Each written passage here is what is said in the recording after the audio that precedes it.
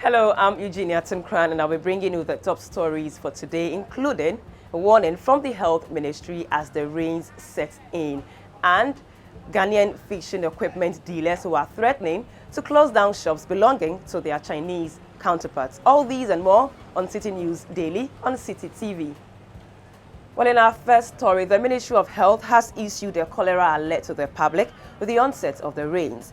Over 200 lives were lost during an outbreak of the disease about 2 years ago, which led to the establishment of the National Sanitation Day exercise. Now, the ministry says the risk factors that promote the spread of cholera are still present in some communities, hence the call for strict sanitary practices. Citi News Daily has been speaking with the Public Relations Officer of the Health Ministry, Tony Goodman. Today, we confirmed one case in Chimota. It occurred some few weeks ago, but as you are aware, we need to go to the reference lab to confirm whether it's cholera or other diseases. So, yes, I can confirm to you that we have a case now.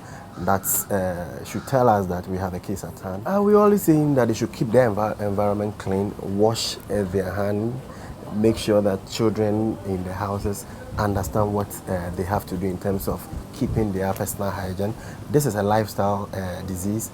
We eat fruits without washing them, so we should just imbibe that culture in our children, imbibe it in our household, and at the end of the day, all of us will be free from cholera. Now, some Ghanaian traders engaged in the sale of fishing equipment at the Cow Lane market here in Accra are threatening to lock up shops belonging to Chinese nationals. According to the aggrieved traders, the Chinese, who are mainly suppliers, have now established shops in Accra and engaged in retailing, which is the preserve of the Ghanaian. Now, one of the traders who doubles as the organizer of the Association of Importers and Distributors of Fishing Gear, Bright Asari, has been speaking to Citi News Daily. One important part of it is they will delay you for you to pay demurrage to the foreign vessel, which Ghanaians don't benefit at all. Are you getting me clear? We pay demurrage to the foreign vessel. Ghanaians don't benefit what we paid, and then we pass it on to the consumer. I don't know whether some big men are behind that and they take their, Ghana. I'm a few. Yes, I can understand what is going on. So they were helping us. Is it because government is borrowing money from them? And the government wants to dump us to die? We should die in Ghana. So that was Bright Asari, who is the organizer of the Association of Importers and Distributors of Fishing Gear. Now, commenting for the first time on the Fulani Crisis in Agogo in the Ashanti region, President Mahama said government will deploy more security personnel to the area to deal with the situation. Residents of Agogo recently staged a massive demonstration to get government to deal with the recurrent Fulani problems.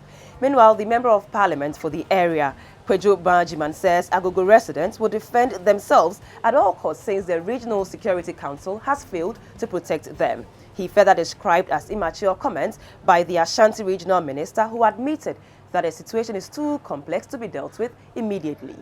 Now, let's still stay with the president because he's unhappy with worrying details revealed in a latest terrorist alert circulated among security operators. The memo, which was cited by CitiFM, stated that a Malian terrorist being interrogated in Côte d'Ivoire confirmed a planned attack on Ghana. Even though the memo signed by the Director of Operations for the Ghana Immigration Service was meant for just security heads, the president still feels that it should not have contained all those details. According to him, such memos only create fear and panic among Ghanaians. And that's how we end today's edition of Citi News Daily on CitiTV. My name is Eugenia Tenkorang. Catch us same time tomorrow. And for more news, do log on to citifmonline.com.